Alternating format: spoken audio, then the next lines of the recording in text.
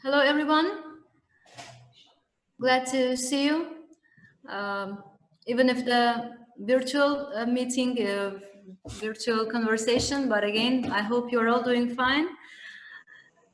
And of course, I would love to express our gratitude to everyone who can share this time with us. And of course, I wish you success and health, of course.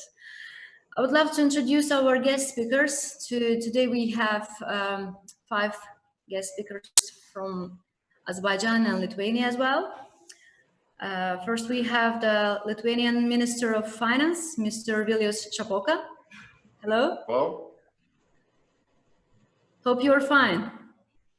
Thank you, I'm okay. Great to see you. And then we have the Deputy Minister of Transport, Communications and the High Technology Republic of Azerbaijan, Mr. Elmir Varizadeh. Mr. Varizadeh, how are you? Also good, thank you. Thank you.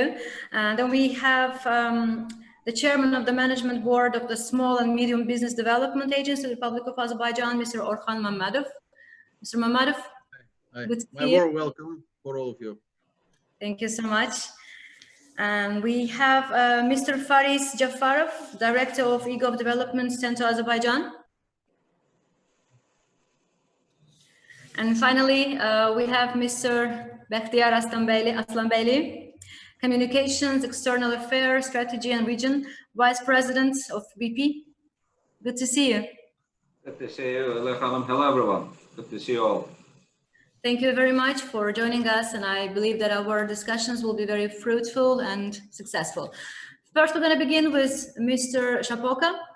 And of course, before we proceed to our main questions, I would love to touch the topic, which is very close and very warm to you. It's a fintech landscape, of course. A few words about fintech strategy in Lithuania, in Balkans. So first of all, thank you so much for the invitation. It's a great pleasure and honor to be here with you, at least virtually. So talking about fintech, so I'm a very big fan of digital transformation. And so what we did in Lithuania almost 4 years ago, we raised a very ambitious goal to become #1 fintech hub in the whole Europe. Now we are #2, just after the UK, but it's a matter of time. And the core of our strategy is the name STIG. So if you want to be #1, of course, you should switch on to top gear. And STIG means that it should be easy to start, easy to technovate, easy to invest, and easy to grow. I'll just name a few examples. So if you want to start your own business in the area of financial services, in Lithuania, you'll get a license in a very short period of time. There are, of course, generous tax incentives. Also, our supervisor created a newcomers program where you can consult a supervisor and supervisors of officials in order to get any kind of advices in the area of how to run your business, how to deal with any kind of issues related to compliance, etc., etc. Also, we have introduced sandbox regime where you can experiment in the real environment. Also, we introduced sandbox regime in the area of blockchain. So basically, the main miracle of success is that we cooperate a lot between financial services supervisor, the Ministry of Finance, the Ministry of Economy, agencies, market participants. We review our fintech development plan on the rolling basis, and for example, just recently we reviewed our plan in order to be, as I said previously, #1 in the whole Europe. And I do believe we are going to be successful in this respect. Thank you very much, Mr. Minister, for the wide explanation and the good beginning of our discussions. And of course, we're going to start with the first question of our discussions, of our transmission. We want to go a bit past and to ask about what was the strategy on innovation before COVID-19. Yeah, so talking about other topics related to innovation, of course, if we look to our economy and how it develops, how it developed in recent years, of course, innovation is an essential direction of our economy. And it's basically a guarantee for competitiveness and welfare growth of our country.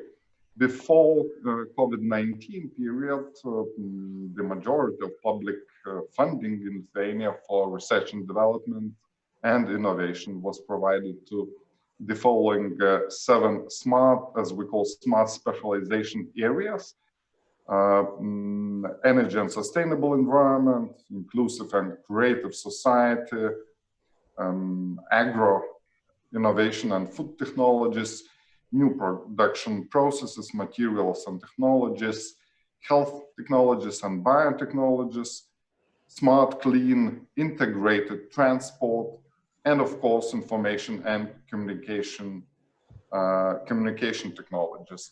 So these areas are the most important, of course, taking into account the effect of COVID-19 and not only risks, but also opportunities which the spread of this virus provides for the country. But I guess we are going to talk about this a bit later on, how we reviewed our strategy, what are the plans, what are immediate measures, and etc.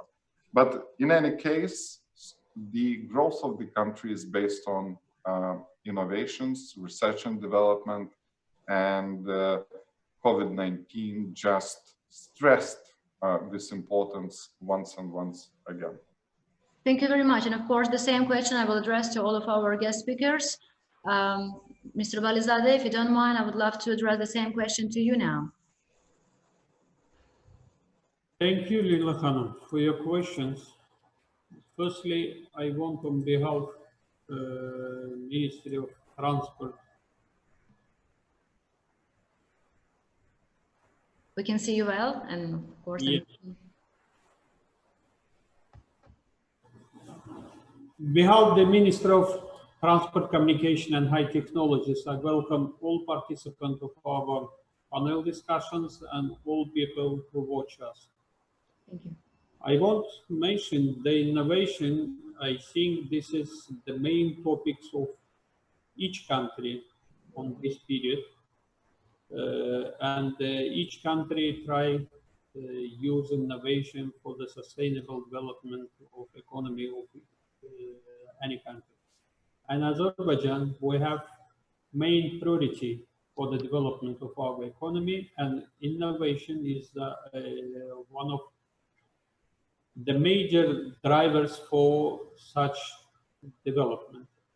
And therefore, our ministry was responsible for such activity in our country, and together with other relevant government structures and the business sectors, with our startups, universities and others, with all stakeholders, we try to develop innovation sectors in Azerbaijan. During last more than 5, maybe 6 years, we achieved some results. The word startup was included to the Azerbaijani language in Azerbaijani spelling, and therefore I think this is a good indicator how the startup movement become as part of our life. And therefore we as ministry, as provider of governmental state policy on this sector, we try to create the appropriate environment for the innovative development, and we try attract investment to this sector, give more possibility for the startups, new young generation, which have some idea for the realization of this idea. And therefore, we use any possibilities for the improving the capabilities of our startups, young generations, who in future can become us new entrepreneurs in our country. We have clear vision on this sector, and on the period of this pandemics in the world, we keep this activity in the mind. We try to do all things, assist to our startups, to assist to our entrepreneurs, small, medium enterprises, for the saving the capabilities which today exist. We continue our negotiation with investors. We have plan established in Azerbaijan venture funds, and will give more possibility for our startups. And therefore, we try continue our negotiation with some investors from foreign countries. We discuss with our colleagues from our region, try bring our efforts together for the achieving more results on this sector. Now understood in such situation, for the competitiveness in the global markets need to be more friendly, maybe more open for the communication and the cooperation. And therefore we communicate with startup community from our neighboring countries, Georgia, Kazakhstan, and the other countries. And we are fully open for such communication with European countries too. We have good results. We have more talented people. We have some startups which today achieve some small progress in the development. And we're thinking if we will have such many examples, good examples, will push to the situation and will increase attractiveness of this sector for the other people. We wish that, and we do all things for achieving that. Thank you very much. Thank you very much, Mr. Valizadeh. And now it's turn for Mr. Mamadov. Mr. Mamadov, can you hear us well? And the same question, of course, I would love to address to you. What was the strategy before the COVID-19? Thank you very much. First of all, I want to, on behalf of our agency, I want to express my sincere gratitude to all of the organizers for such an important online event during the COVID-19. And I think this period, as well as thanking all the attendees of my colleagues and that are virtually with us today. You know that Small Medium Business Development Agency is established just a few years ago as the main government authority for development of micro, small, and medium businesses in Azerbaijan. And it's pushing strategy policies to enlarge accesses of SMEs to knowledge, markets, and finance, as well as promote enabling business environment in our country. Since then, with its strategic development framework, COBIA has been implemented various support mechanism and support programs for local SMEs, and innovation has always been one of our key directions within the strategic pillar of access to knowledge and technology. Of course, today the world became a little bit different because of this global disease, and the governments worldwide are trying to implement effective support programs, including innovative ways of doing businesses. And of course, under the leadership of President Ilham Aliyev, the government of Azerbaijan has introduced its broad support program covering around 1.5 billion US dollars directed to wage support, micro businesses support, of course, an enlarged credit guarantees scheme and interest rate subsidies, tax holidays, and mortgage loans enlargement, as well as direct subsidies for relevant sectors. At the same time, we are also required to reconsider our strategies and see how to adapt to the new situation and how to provide more meaningful and effective support programs for local SMEs. Regarding your question, of course, one of the COBIA's main strategic directions is to ensure and enlarge access to knowledge and technology. Within this pillar, COBIA has formulated a number of strategic support mechanisms, such as introducing SME development centers, creating electronic portal for SMB houses, issuing startup certificates, and other. Electronic SMB house portal, it's as an innovative non-stop shop solution to resolve most of the businesses and business issues related to duties, taxes, other business related G2B as well as B2B services, for example, banking, insurance, and consulting services. And all these are in process now and to be delivered soon for use of our businesses.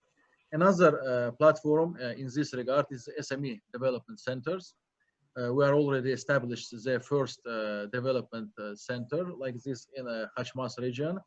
It's a northern part of our country that provides business consultations, trainings, and mentorships and networking for local region SMEs to develop the innovative mindset cultures of the businesses.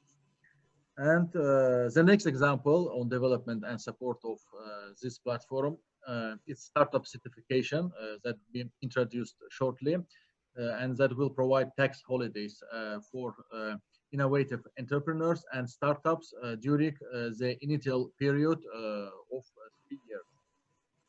And above all this mentioned platforms, I think we have some positive impact for the development of e-commerce and e-services and technology companies in our countries. Thank you.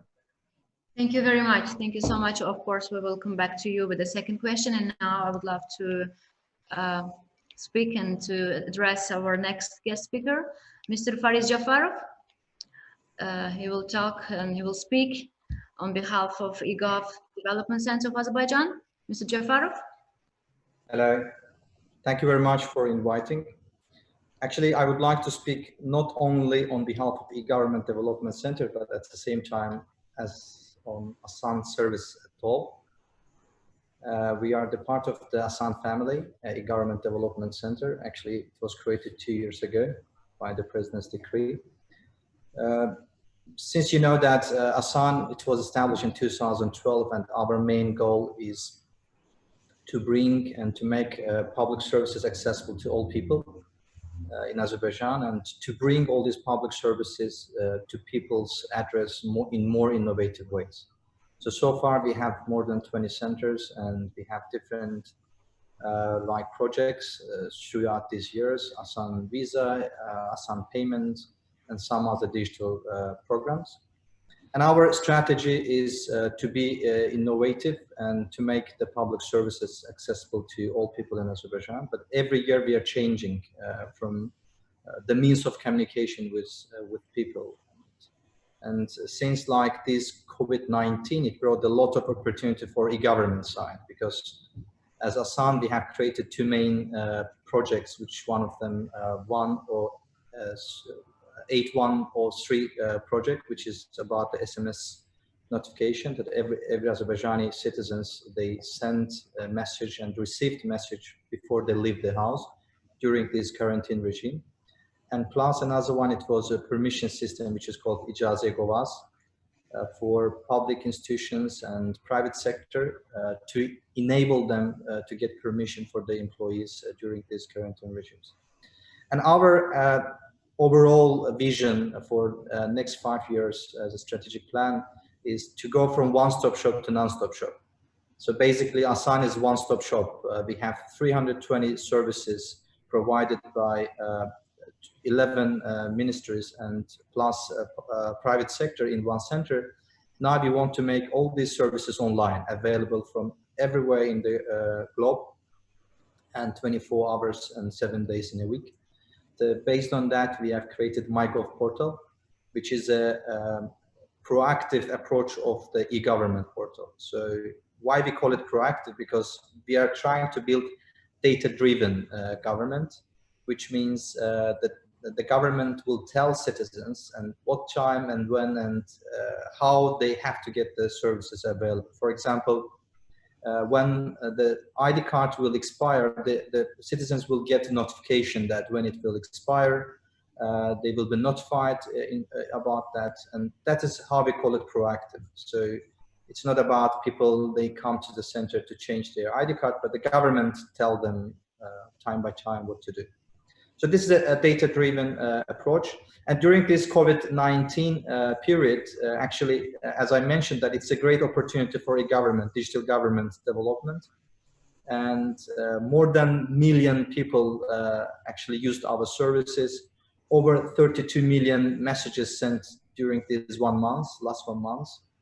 And around 4 million unique Azerbaijanis used message system. And 1.5 million people registered on our Asan login, single sign-on.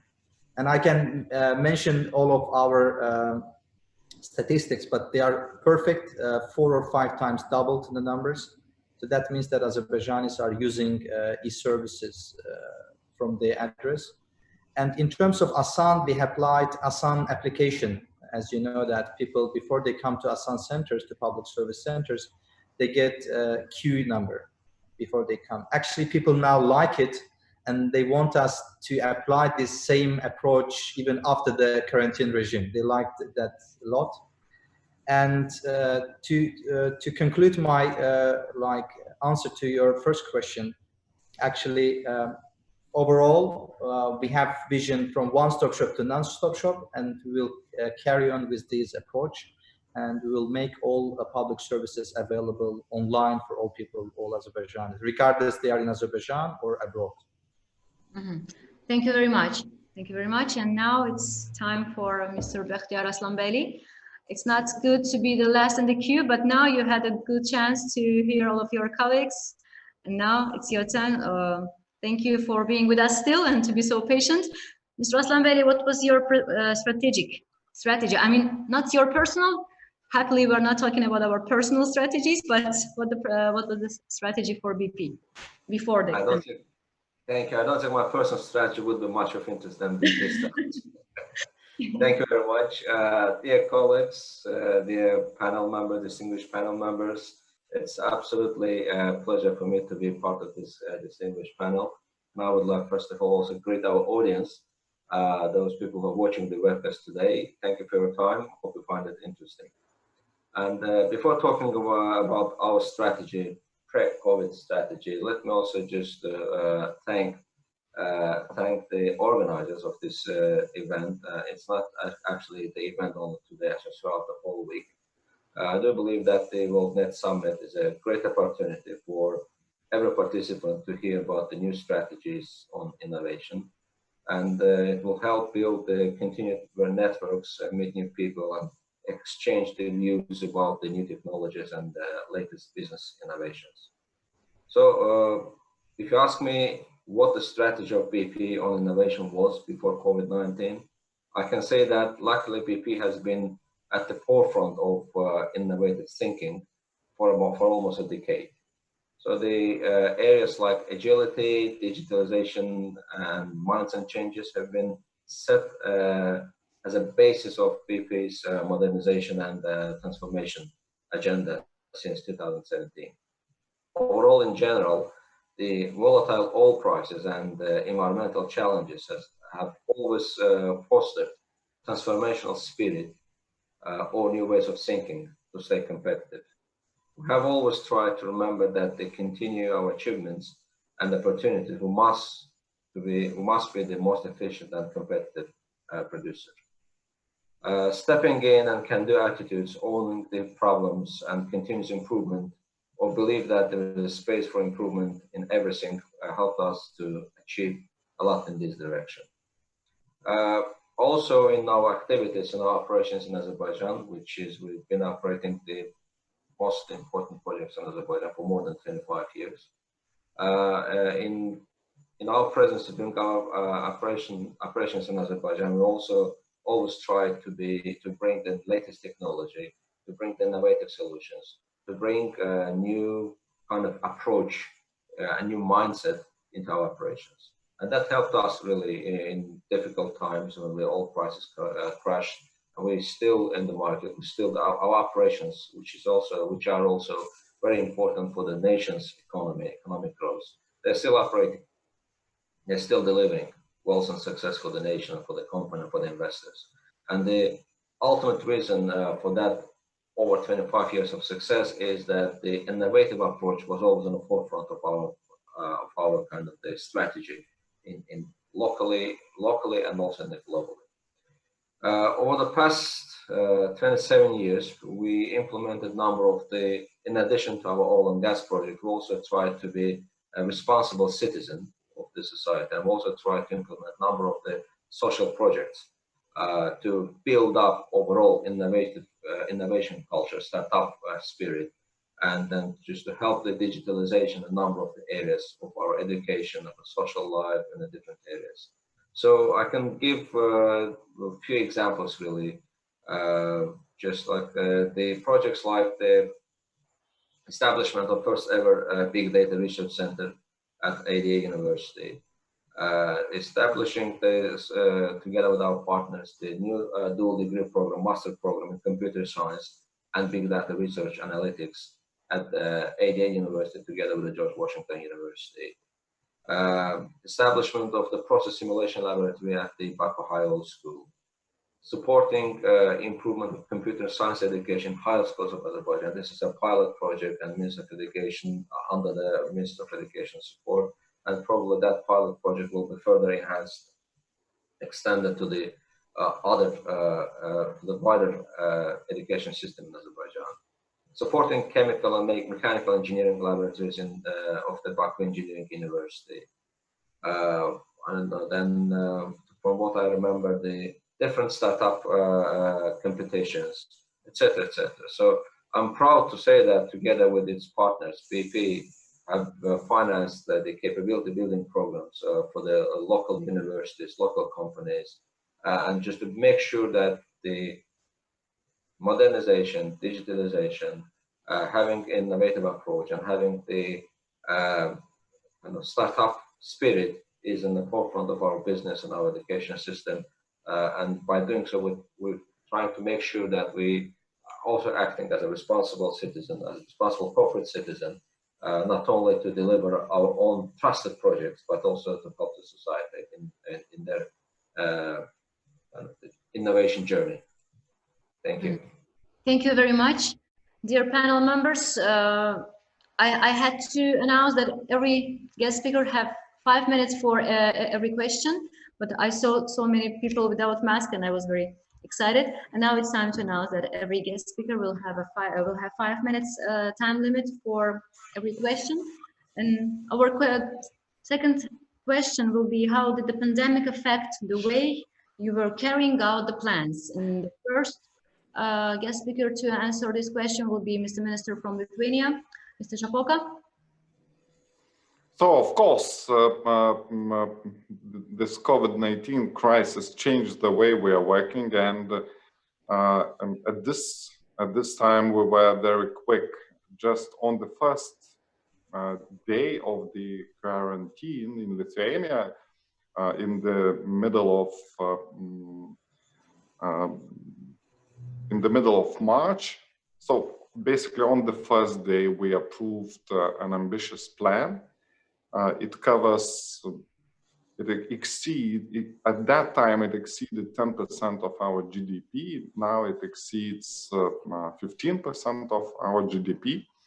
And there are 5 main areas. First of all, the top priority is to ensure the effectiveness of our healthcare system. Basically, what we said that we will allocate as much money as we need in this area.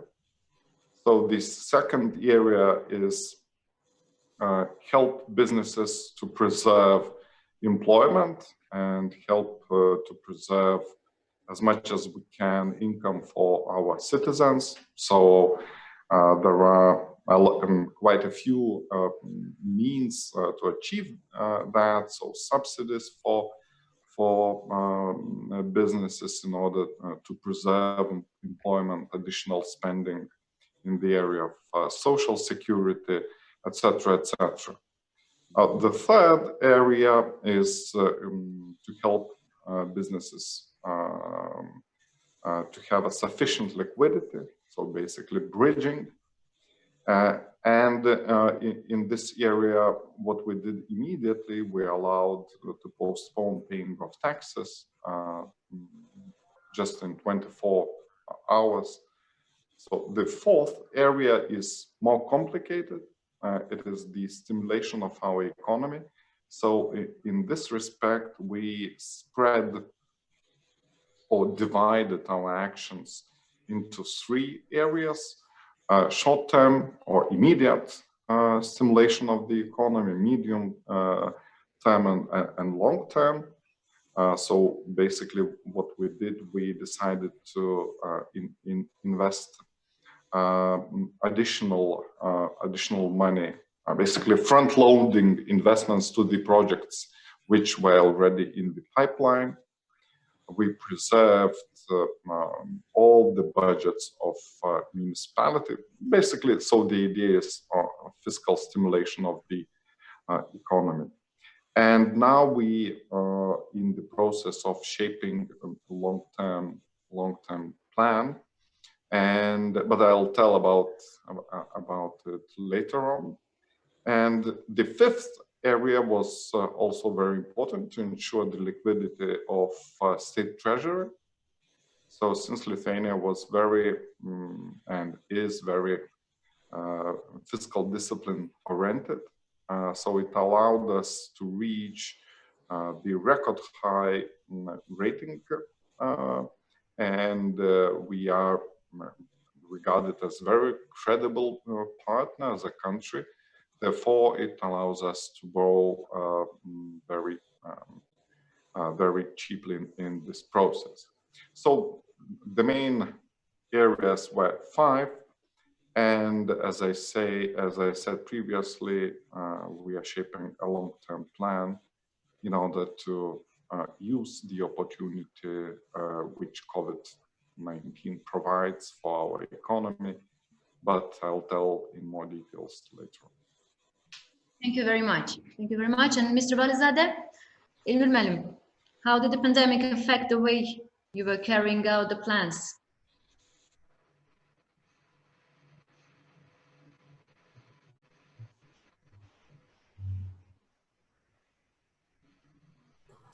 Excuse me. I want to mention the COVID-19 impact to our life, and divided our life to the 3 parts: before, during, and the next, and maybe after. Maybe. Yeah, all people wait this period. Yeah, and this period of pandemics, we continue our activity, and they were interested keep the potential of our small medium enterprises, our startups, and give more possibility for staying in the stable, and provide to him some financial support by government, by state, and we revise and our plans what we will do after. and they were interested in continuation of our activity on this field. And therefore, we, during this period, held several actions for that. I want to give some example for that. On the April month, we held some hackathon with motto "Stay at Home." This was virtual hackathon to support the peoples who stay at home, and was very interesting. This global hackathon attract attention for 25 teams from 14 countries, which included such countries as India, Brazil, Turkey, Azerbaijan, and Nigeria too. 14 countries participated on that, and during these competitions, we try to find some solutions for the solving COVID-19 problems. And it was good achievements among the 3 winners of these competitions. The Azerbaijani team took the 2nd place. First team was from Poland, and 1st position took the Brazilian team. And this is indicate that our aim try create new opportunities, new capabilities, and give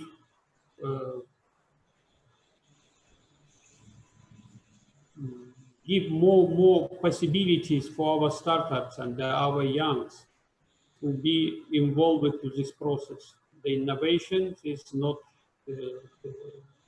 stay on the one place, and the innovation bringing new ideas. And I think this process will be continued more period too. And therefore, we are, as representative of government, try through all tools which we have, give to our startups, small medium enterprises, new impulse, new stimulation for activity. My colleague Orhan Mamedov mentioned it about issues and the actions which given by our government, and the government allocated big amount money for the keeping potential of our small medium enterprises and startups. And I think we will continue this process, and our startups, our small medium enterprises will good chance for continuation of an activity. Thank you. Thank you very much. Thank you. We will come back to you with the 3rd question again. Now I would love to address our question to Mr. Jafarov. Mr. Jafarov, Mr. Valizadeh divided our life into 3 parts: before, during, and after. And what do you think about that? And how did the pandemic affect the way that you are carrying out your plans?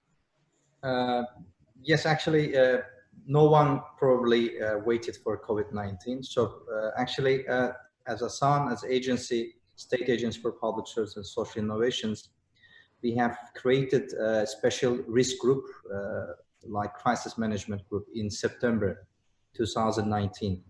And we have done nice case studies, and based on our lessons learned, we have some exit plans and contingency plan.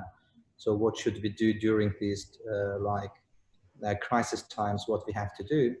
We were ready for somehow, but we never believed that something like COVID-19 could happen, because it completely changed the life of ours and our employees.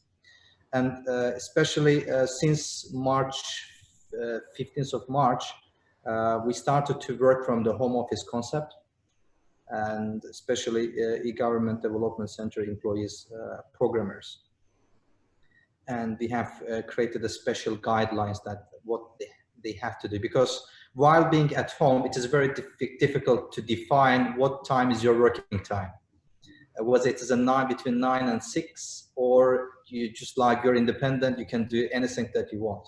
So we prepared the special guidelines, and plus we started to analyze because it really affects the psychology of our employees, like being at home and having kids, and how you have to deal with all these like difficult situation, because you cannot tell your kids that actually you are working because you're at home. And kids, even like children, they used to see you at work, like you leave at 9 in the morning and come back at 7 or 8 in the evening. That's a big impact on our current life. But to be honest, working from home office concept proved that actually we are more productive as programmers, because the group of developers, they can define what time they work. Some of them are more productive during the night times. And plus, being at home, it means there is no deadline, so you can work continuously. And so it proved that like it was a big actually challenge on us to create such kind of system in 3 days. And actually it took around 6 months, 7 months for analysis, then developing such kind of systems as a permission system. But fortunately we did. I might say that from the first day, it was a kind of negative impact on our employees, but now we feel the kind of outputs, good outputs of these impact. So our employees probably will keep the same process, and some amount of employees, they will stay at home and work from the home concept. For how long? It can be forever, but like because it is more result-based work. We have more result-based work, so we give a task, and unless it is done, so we are fine with that. But we have to build a good strategy that for motivation, for dealing with the problems of personal skills and trainings. So for post-pandemic, like impact, actually, as I mentioned before, that was a great opportunity for digital government, because we had a strategy for each quarter, how many users we will have and how many people we will attract. But suddenly, within a month, we achieved for 1 year goal, like in terms of the user, but it brought another challenges like cybersecurity and teaching and training people, because you cannot tell that e-government is there, people that you can use easily. So we have to be aligned with that. And in terms of innovation side, since you are sitting in the first floor of the same building and I'm sitting in the fourth floor, now you're in Innoland. So actually, in February, we opened Azerbaijan Innovation Office in San Francisco, in Silicon Valley. And some of our startups are actually stuck in Silicon Valley because of the flights, they were canceled, they couldn't come back. But I think, as Mr. Valizadeh mentioned, that for innovation and for digital government, since everything is online, since everything is digital, and as you mentioned before, it is virtual, we are fine with all these, and we can still run. Actually, I'm alone at the workplace at the moment, so people are sitting at home and doing their job, and probably we will carry on with the same situation. Even before we were working as physically in the center, during COVID time, we were working at home, and now probably we will carry on after the COVID-19, the same concept. Okay, thank you so much. Thank you so much. And of course, now I would love to speak to Mr. Mamadov or Hamelim. Do you prefer to stay at home to work or to come to the office? Okay, of course, when we look back and at the beginning of this pandemic, of course, there were some setbacks, but within a very short period of time, we have been able to adapt all our mechanisms and support programs, considering new reality of social distancing and quarantine regime. And currently, of course, we are most fully functioning by providing all our trainings, capacity buildings, activities as well as advisory, consultancy, and networking services distantly. And additionally, all of our agencies, SME Friends Network, established in 20 cities and regions of our country, are providing direct assistance where, of course, permitted, and online where quarantine measures are still in place. And SME Development Center, it's also transformed into online trainings and consultancies, and continuing their support activities without some breaks. And we also expedited the process of creation new online training and consultancy platform that to be introduced shortly within the coming months. Thank you very much. And of course, Mr. Aslan Beyli, we still continue to plan, to hope, to live, and of course, but in any way, pandemic affected the way that we carry out our plans. Please.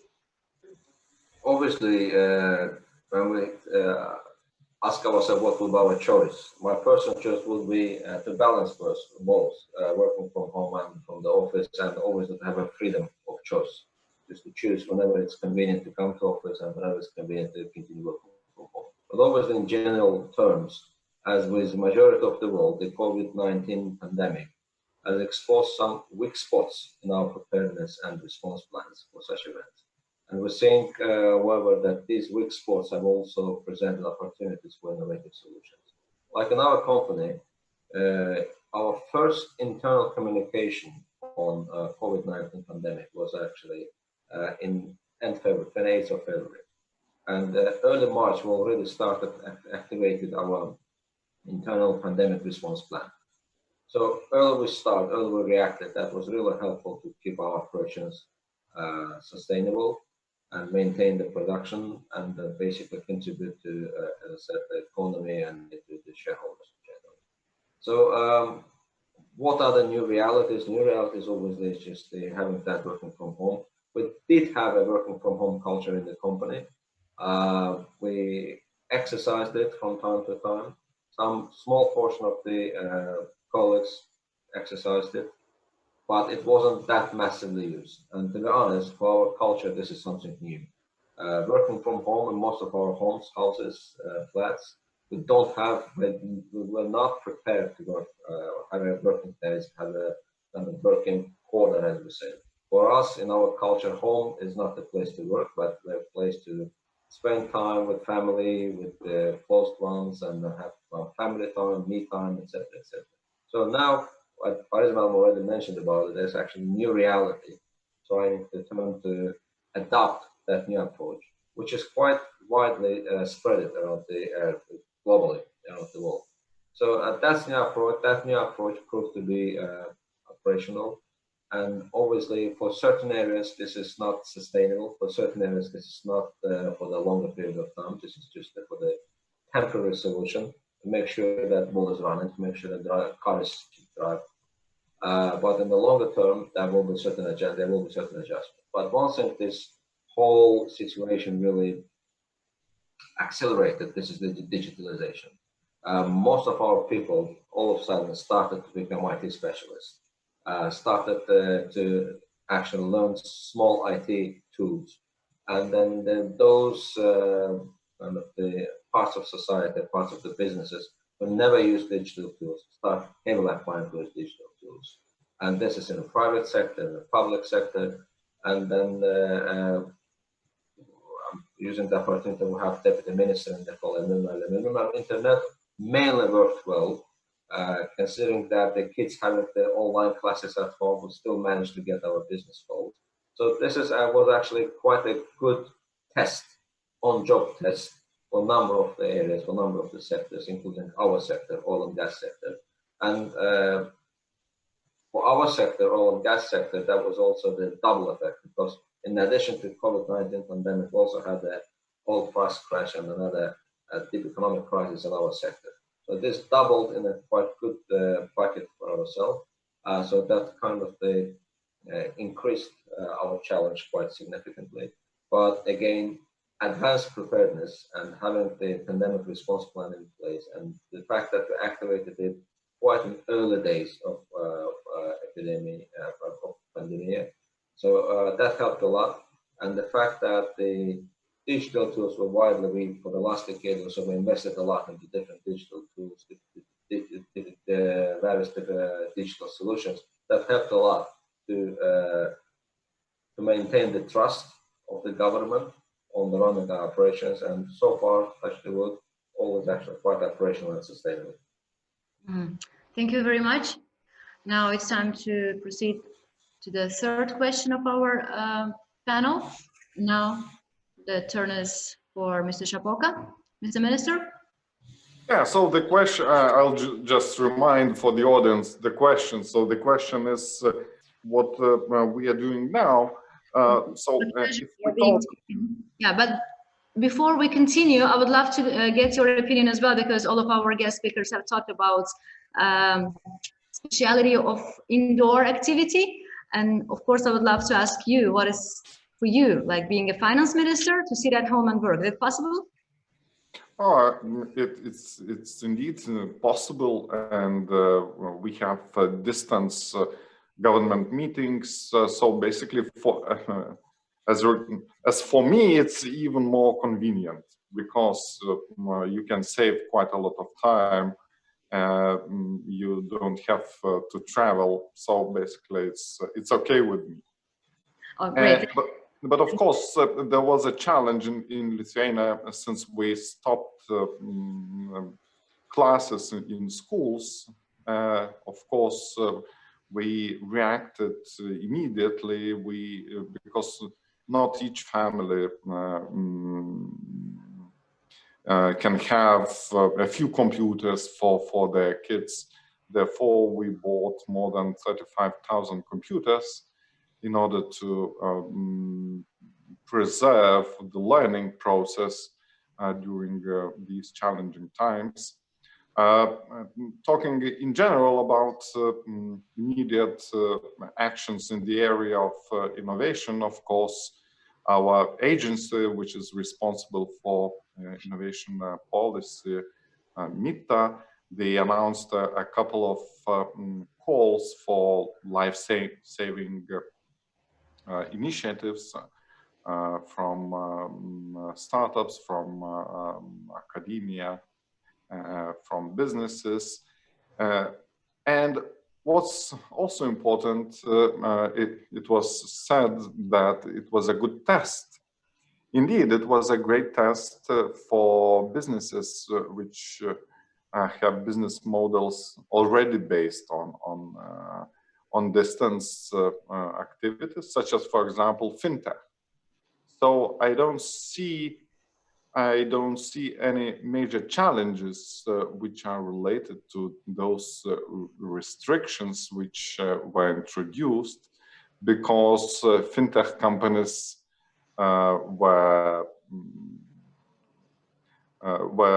working on distance basis before it was cool.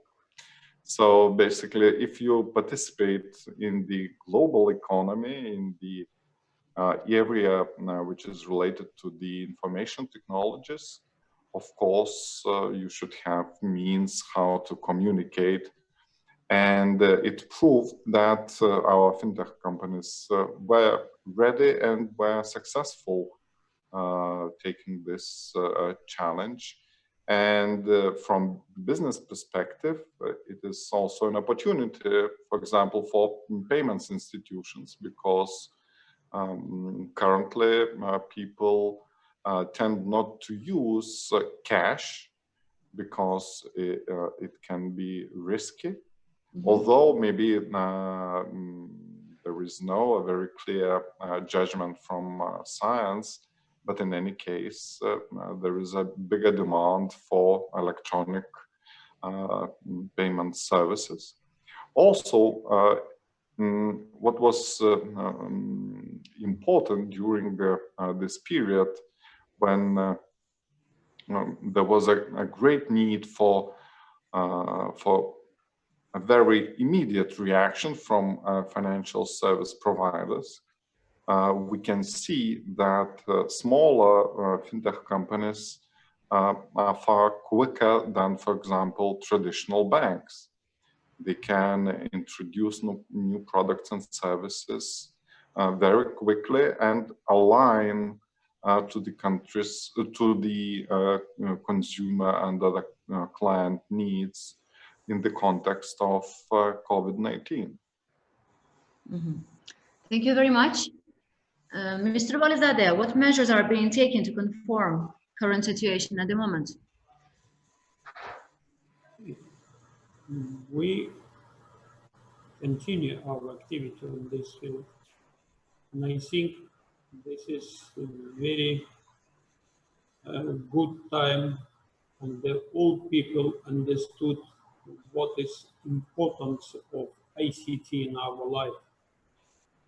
All people try use these tools for the activity, especially the governmental sector and the other business sector use these tools for the continuation of activity. And before this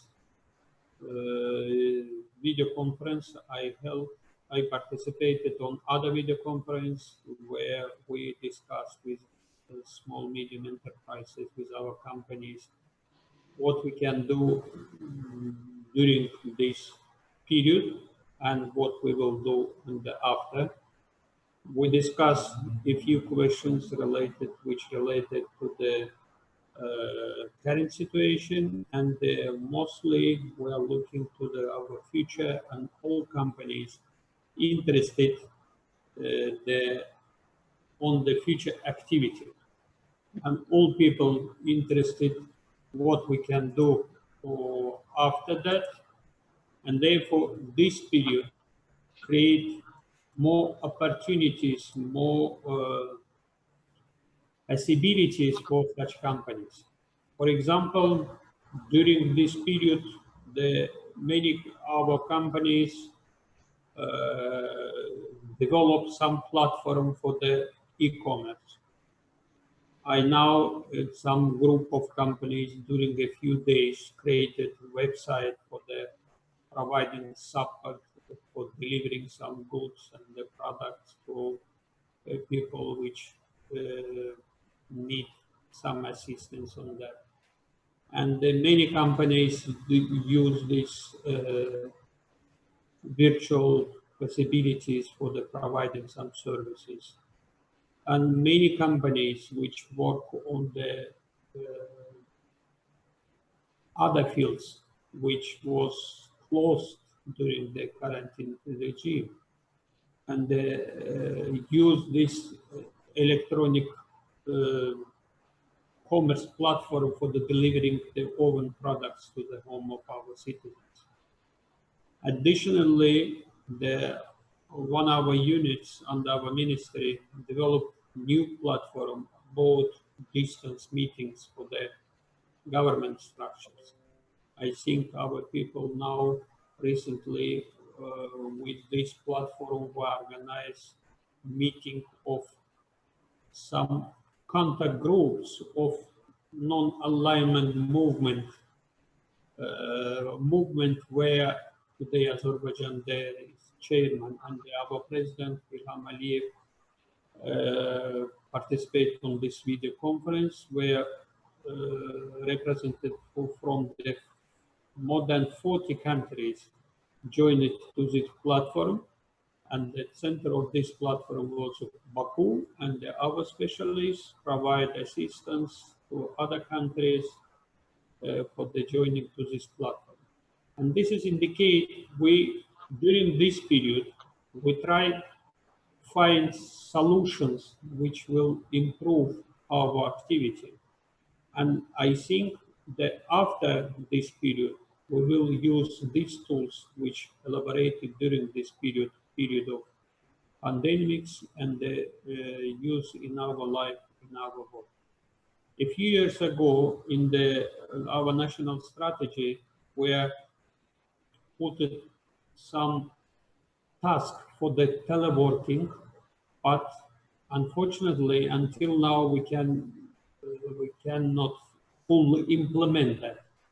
And now we are on the period where we can very effectively use these teleworking possibilities. The more than I think all the government structures and the business structures use this teleworking capability.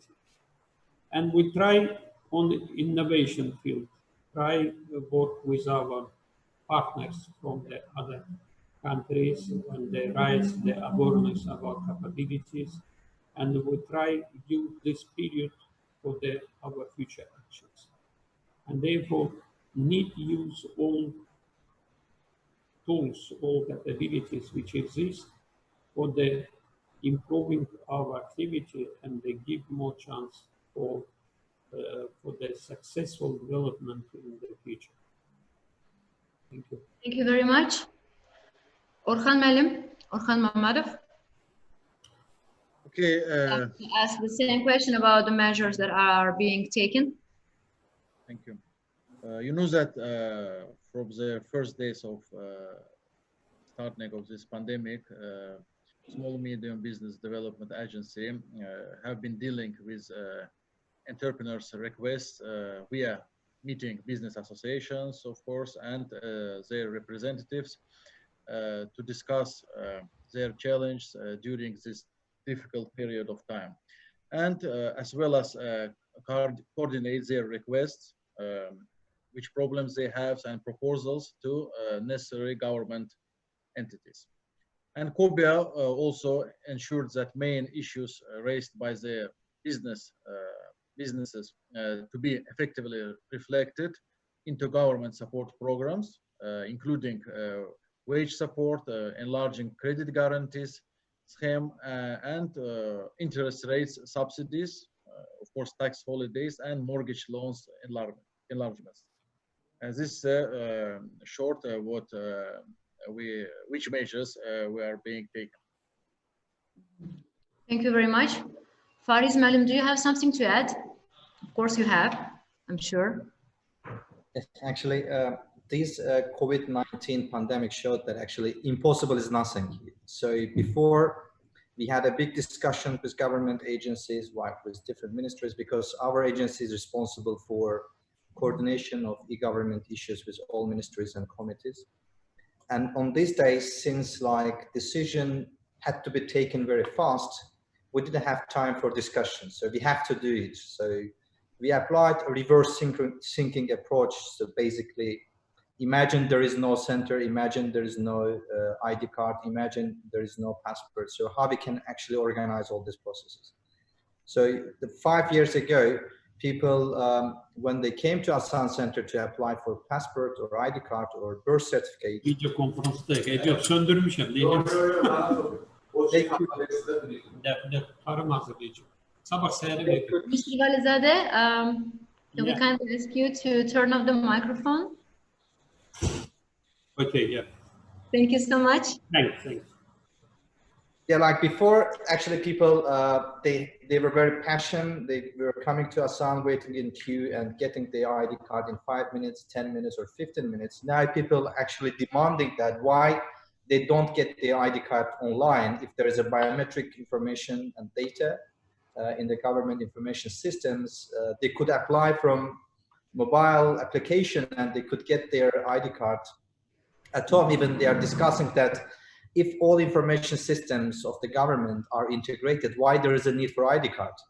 So now actually the people, Azerbaijani citizens, are starting to demand such kind of quality of the services, and it gives another challenge for us. So during this pandemic period, we had two-way communication with citizens. We were sharing on our social media what they want.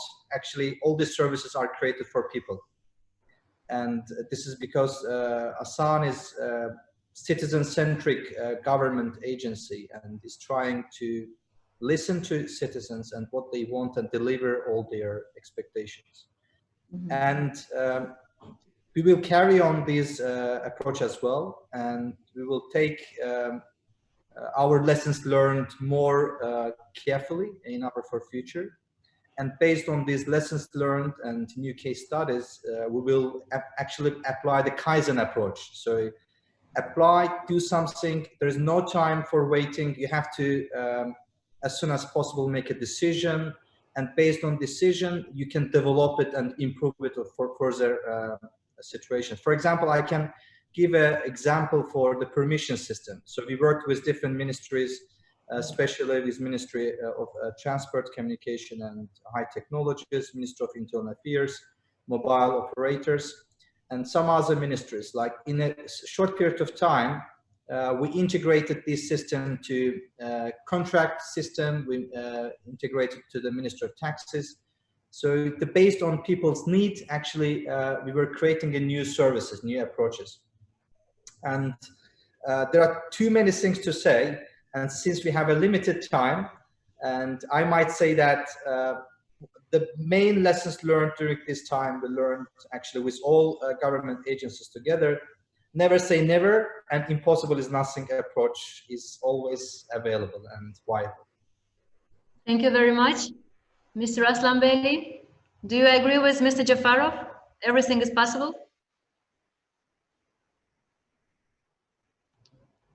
We would love to hear you. We can hear, but... Sorry, I just unmuted. Yeah, almost everything is possible. I'll make a small correction.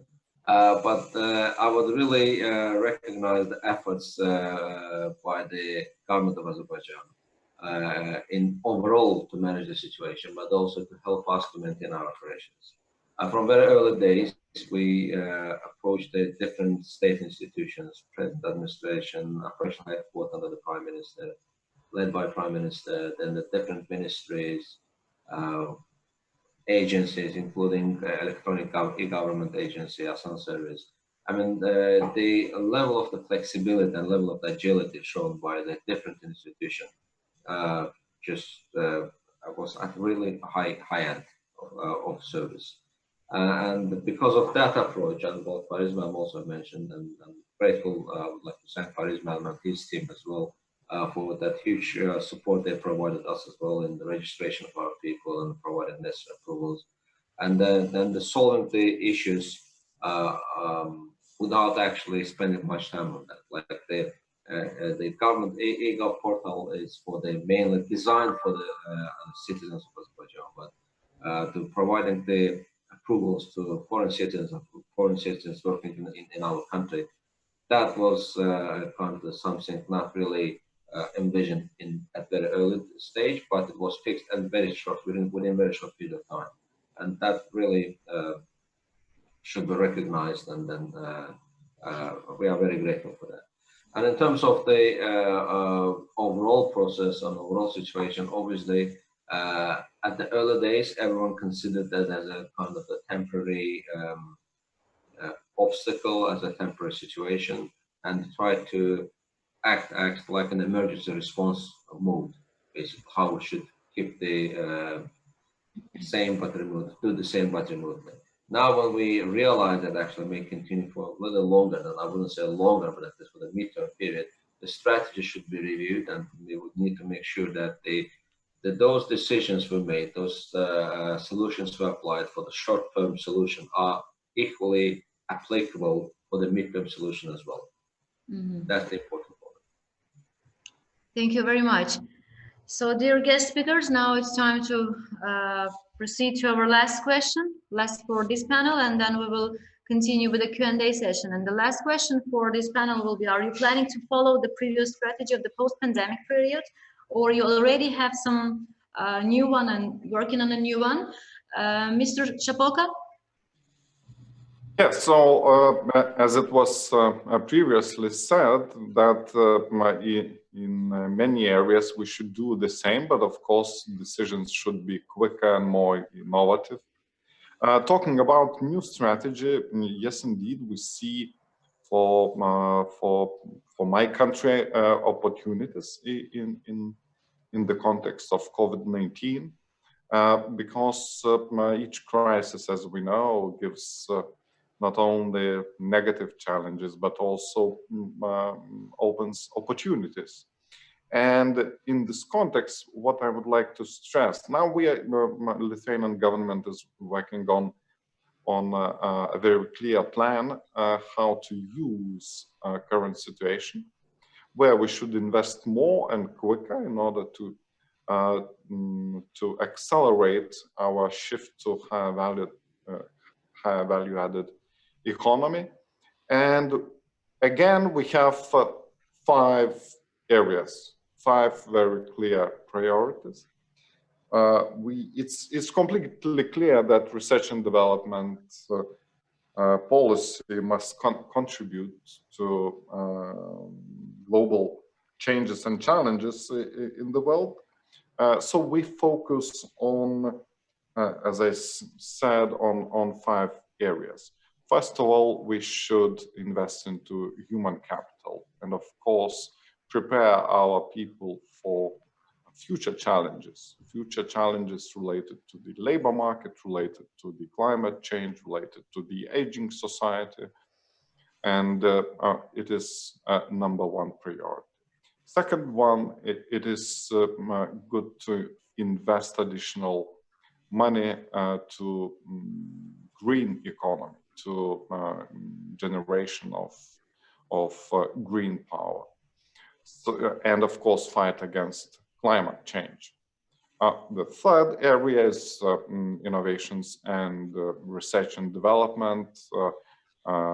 If we talk about Lithuania, we have a very perspective area such as life sciences. So I think it's a good time to invest to this area.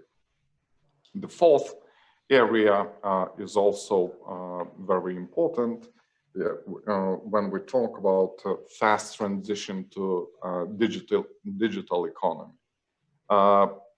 Even some people who has never used distance meetings before, now it is a good psychological background to develop on these new experiences right now. Other speakers mentioned a lot about a test for our society, and I do believe that if you have already made a step to learning what opportunities digital society provides, then the second and the third step is far easier. And also to mention that we should work on a future economic infrastructure, and I'm talking not only about buildings or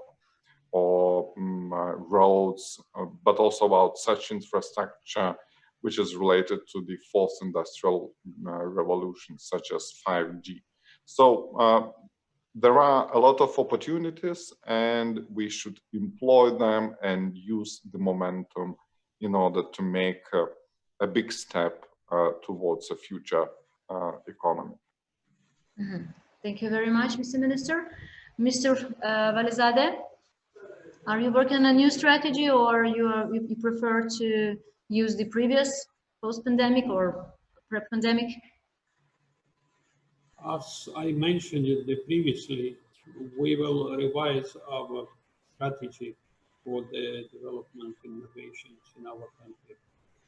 And this is revising will be attention to the use, the capabilities which was created during this pandemic period, and we will try to combine our previous visions and the new opportunities which was created. And therefore we will try more effectively use these possibilities, and we will more competitive on the global market on the fields of innovations. These fields very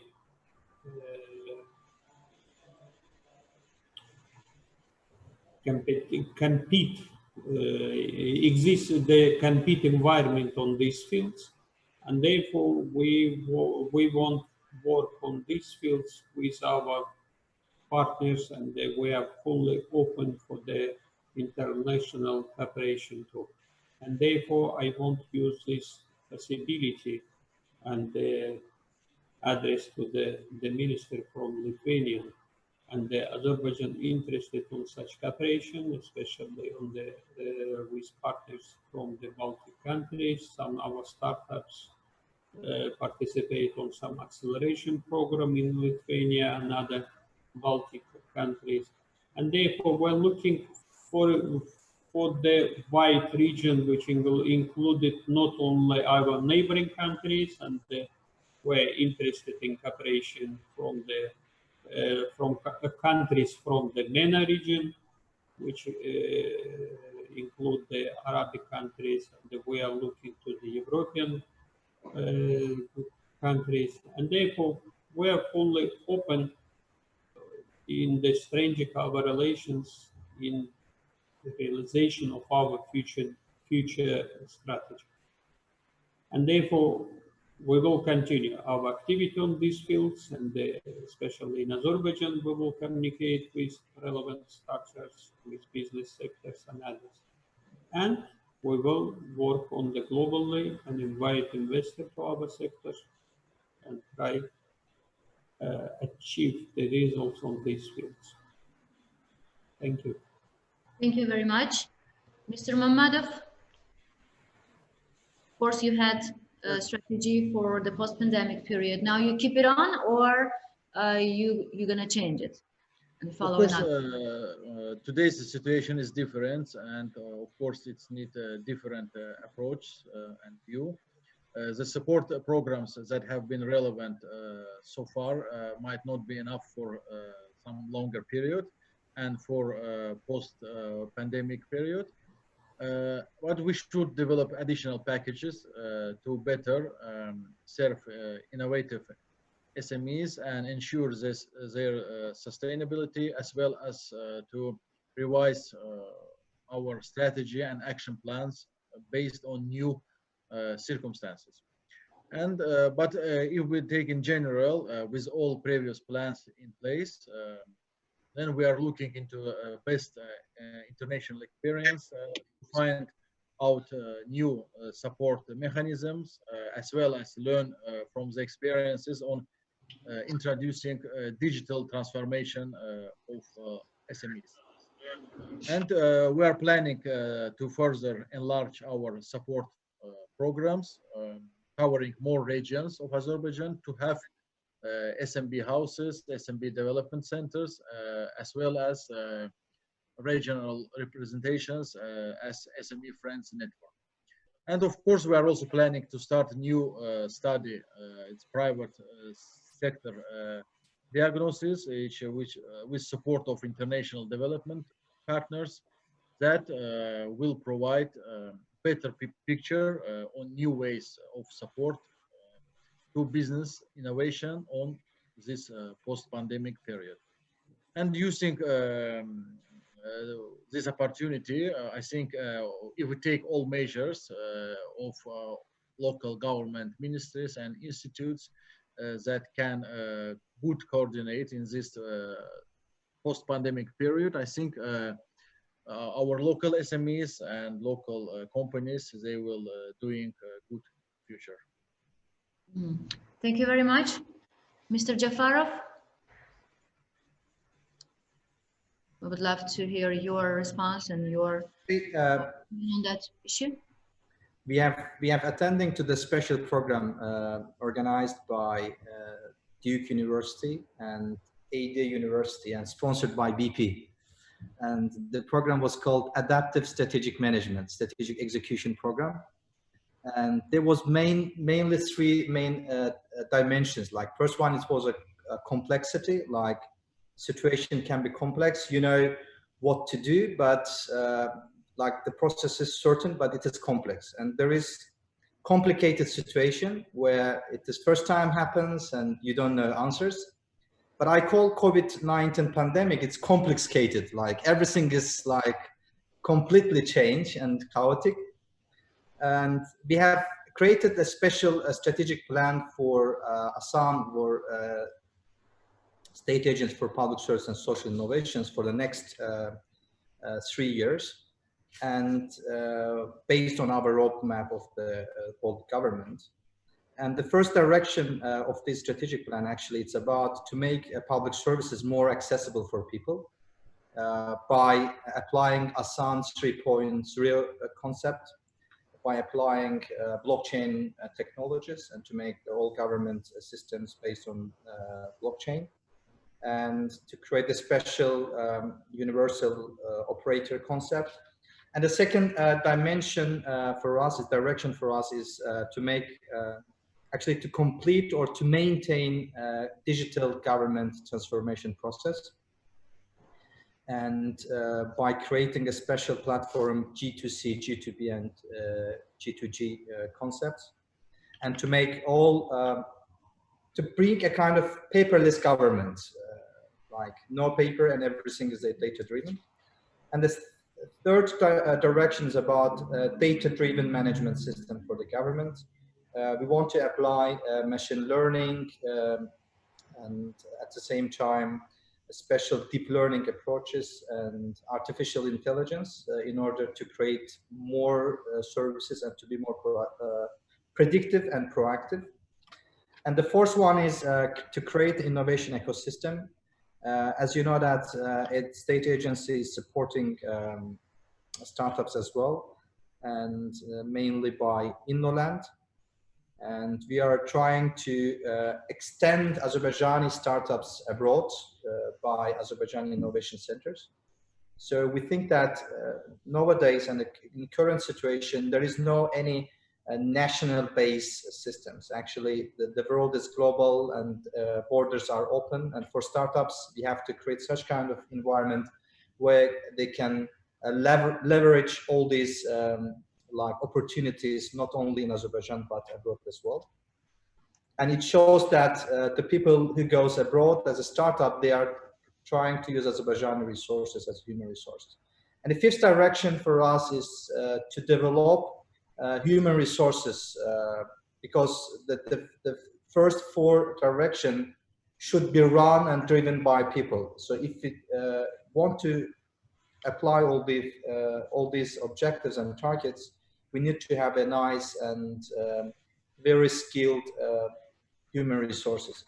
And the last but not the least, in next 3 or 5 years, we want to export Azerbaijani national digital project abroad, like Asan Visa, e-procurement, e-social projects, e-housing projects, and other projects to different countries that actually to help other countries to develop their public services in a way that we have already succeeded. Thank you very much one more time for creating us such kind of platform, and to be with distinguished panelists, and happy to share all our points and views. And by one Azerbaijani word, we want to see all public services as asan as possible. Bütün hizmetler bir klik kadar asan olacak. Sağ olun. Let's hope for the best. Thank you very much, and success to you. And now, Mr. Aslanbeyli, now it's your turn, maybe to conclude and maybe to hear your opinion and your discussions and your thoughts about the last question. So you had a strategy for post-pandemic period. Now you keep it on, or now you're working on some different one? Sure. Actually, we, as a global company, I mean, at the global level, we set out a new ambition and aims back in February with the intention to reimagine energy and reinvent BP, performing as the company transforms. So the plan is that we will announce more information about that new intention, our original plan, at least in September. But two things are very clear at this stage. First is that given the pace of change, we need to continuously reinvent ourselves. To be able to achieve this or to reinvent, we will need to genuine innovation. The second thing that is very clear for us is nowadays everything seems to be different. Even the oil crisis has different reasons than the previous crisis. We are facing double trouble. This is neither a demand nor a supply crisis. I think with COVID-19, many things will be different as well. One thing that will not be so different is that the demand on energy. Demand on energy, which cannot be stopped from growing as the countries remove or weaken the COVID-19 related restrictions and measures and open up the economies. So in order to meet that growing energy demand in post-COVID environment, and considering the climate change issues to remain as environmental friendly company, the driving the low carbon transition will continue to be our priority. So the frame for now for us will be reimagining the energy, reinventing BP, and performing while transforming. And the same approach will be equally applicable to our operations in Azerbaijan. And I do hope that I've shared with you, what I've shared with you now has been a helpful update on BP strategy for innovation and our contributions for its development in the country. Of course, challenges remain, but I do believe that by all of us, all the institutions, companies, private, public sector, all together, by working together, we'll make prosperity happen through hard work and through innovation. Thank you very much. Thank you very much. Thank you very much to all of our panelists, to our guest speakers. And now it's time for Q&A session. I would love to take a moment and to express our gratitude to all of our viewers that are watching us via Facebook live stream or YouTube channel. Now it's time for Facebook users, and they have several questions to all of you. One question is from Tural Rustamov. His question is addressing to Azerbaijani guests. Why no one do any real acts to improve innovation ecosystem and create solutions attracting investments in Ganja? It's the second largest city of Azerbaijan Republic. Dear Azerbaijani guests, panelists, do you have something to answer or to give some comment on this question? If you want me to read it once more again, to tell me. Let's say you want to answer, right? Yeah. Please. And in our activity, we try involve our regions too. And we're interested in the development innovation in our regions. And therefore, we launch some project, which name it From Idea to Business, I2B, in abbreviation. Last year, we held several meetings in our regions. To this process was involved, I think, more than 2,000 our students and the young peoples. And we're interested on such movement in our region too. And therefore, we cooperate with our regional, our universities in the region, and especially in Ganja, we have good presence, and therefore we can communicate with interested people on this field. We, through our grant competitions and others, we give stability for all participants, not only for startups which place it in Baku and which place it in our regions too. And therefore we're open to the communications. Please address to us. Our innovation agency will communicate to all people. Mm-hmm. Thank you very much. And a very little addition to your words, Mr. Galizadeh. As far as I know, the director of InnoLens, Mehmet Karim, will be on live in the Venture Summit panel on the 14th of May at 7:30 p.m. 6:30, I'm sorry. And of course, we'll definitely ask him the same question, and I'm sure that we will get an answer. If somebody has something to say on this topic, if no, we can proceed to the next question. Thank you. And the next question comes for Mr. Mamadov.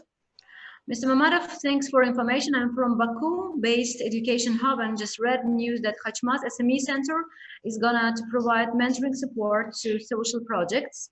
Could you please elaborate more? Does it support social enterprises? It comes from Facebook, from Gulnara. Thank you for your question, Gulnara. Of course, Hachmas Educational Center, Hachmas, and it's opened just in January. And you know, it's providing first of all one-stop shop services for local SMEs who are coordinating, especially with export facilities. But regarding the learning educational center of that is under our this Hachmas regional center. Of course, every entrepreneur who are in Hachmas, who are working in Hachmas region, can join this Hachmas regional center, and of course, through our website, you can see all the news and which courses, which training, which facilities it provides. Also, all the people they can see from this website, and of course they can join by the using this website. And I think from starting point from the January, so many people join this Hachmas Regional Center, and of course learning center. But you know that because of this pandemic, we stopped about 1.5 months. But now they are already opened for people. Of course, Hachmas one-stop shop, it's working now. No problem with that. But regarding this learning center, it's of course it's facilitated by online. Thank you very much. And the next question comes for Mr. Jafarov. The question from our user Hakim Alasker. What features of the G2E, G2C, and especially G2B are going to be applied in the coming future? The date known, then when exactly? And thank you in advance. Like we have a G2G, like G2G approach, actually it's in process. All these like projects are it goes in parallel. Like for G2G, we are integrating public state information systems. So what we want to do, only one-time approach. So once the citizen has given any kind of information to one of the ministry or committee or other public institutions, another one will not ask for it. So through e-government information system, institutions, they will be integrated to each other in order to get the data, and data share exchange will be applied. In terms of G2C, like government for citizens approach, we have MyGov portal, and people can easily use over 1,000 e-services through that platform. They can see all private information about themselves, their cars, properties, family members. They can actually get permission for driving cars. They can apply for marriage. From birth to death, all services are available online.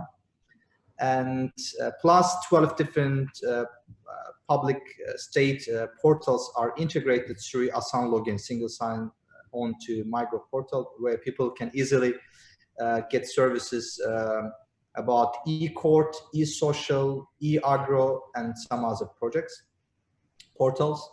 In terms of G2B, we have applied Asan Finance project. So basically, before people, they could go to banks and take a lot of documents with them in order to open a bank account or to apply for loans. But now, through e-government system, people can send and share their private data with banks in order to open like the account. And very soon, we will even create an option in MyGov where people will easily choose which data they want to share with which institution. They can give a kind of contest for that, and they will share their data, and the banks and other private institutions, they will easily use. In terms of G2E entrepreneurship approach, we have e-license portal where over 300 licenses can be obtained by entrepreneurs online. There is no need to go to anywhere. And e-tender, e-procurement portal is for, again, for SMEs, like small, medium enterprises, where they can actually apply for any kind of state procurements in order to get like, to win the tender process and to send all their documents online. And plus we have payment system where we are trying to bring over 700 different services for people, for institutions. And Asan Payment, actually it is integrated to EPU, Kasamaz, Hesabaz, Milli Ön, Emanet, and some other institutions, private institutions, where people can easily make any kind of payment from anywhere that want. That is actually 1 or 2% of our projects that I covered, but for all tourism sector, we have Visa project, we have Abad project, we have innovation centers, communal center, and etc. Thank you very much. And Faris Malim, one of our viewers from YouTube channel, Tarlana Babaeva, is totally agree with you in terms of the children's impact on working from home. She's agree, or? Yes, she is. She okay. Thank you very much. And then we have the next question from Ramil Abbasov. Why someone from Vüsal Gasımlı's agency is not invited? 1 year ago, they began fintech process in Azerbaijan, and it was said even in Yahoo Finance News. I think only you can answer to this question. Yeah. I will ask the organizers. Maybe in the next panels, we can see someone from Vüsal Gasımlı's agency. Of course, we will take it into consideration. And again, one more question from Ramil Abbasov. UNIC has just translated a book from Klaus Schwab about fourth generation industry to Azerbaijani. It would be better if Eşan Bağırzadeh will participate in the next discussion. So we have two requests from our YouTube viewers regarding our guests. And then one more guest is requested, Emin Sultanov. How long time we need to have our own fintech currency? Again, the question from Ramil Abbasov. How long time we need to have our fintech currency? Maybe Mr. Minister from Lithuania, as soon as you have fintech experience, great fintech experience. So how long time we need to have our own fintech currency? So it depends 100% on you. So if you find a consensus between business society, the government, the central bank, and the supervisor, I think it's up to you to decide on whether or not to jump onto this initiative. But everything is in your hands. And in general, when we talk about fintech, just Lithuania became a leading fintech hub in just 3 years, so everything is possible. Thank you very much. And again, we have a question for you. I'm so sorry. I would love to ask our other panelists. Do you have something to say about fintech currency to this question? Okay, thank you very much. And now we continue with Mr. Shapoko, because we have a question for you. It comes from Wafadar Muzaffar. I would like to address my question to Mr. Shapoko. I was wondering, is there any strategy or plan for Lithuanian startups and investors to collaborate with Azerbaijan startups and investors in near future? I think our startups are open for the cooperation. And of course, you should approach our institutions which are responsible for that in Lithuania. Since in recent years, we face a very huge growth of startup community. And it's very important for Lithuania from the very beginning just to understand that if we want to be, if we want to compete on a global level, so the best way for a startup is to look for cooperation opportunities across the globe. So I do believe that there are a lot of ways to cooperate, especially in the in the digital world. And today's meeting is a good example of that. Thank you very much. Mr. Minister, it seems like you are getting very famous among our viewers because all of questions are coming to you. Most of them, I mean. How do you measure success of innovation? Do you have a specific metric? Yeah, exactly. I can use an example of the same fintech industry. So our goals are very clear. We even stipulate a very clear number of fintech companies which we want to attract, how many employees we want to reach each year in that industry. So of course, if you want to achieve something, you should measure it. So it's clearly one of means to achieve the success. You measure what you have. Okay. Or you have what you measure. Yeah, you have what you measure. Thank you so much. Mr. Jafarov, the next question comes to you. Are there any current policies in order to increase effectiveness of e-data and e-consultation? Yes, actually, e-government, digital government, it's a big ecosystem. There is like citizens, and there is like the quality of data in information systems of the government.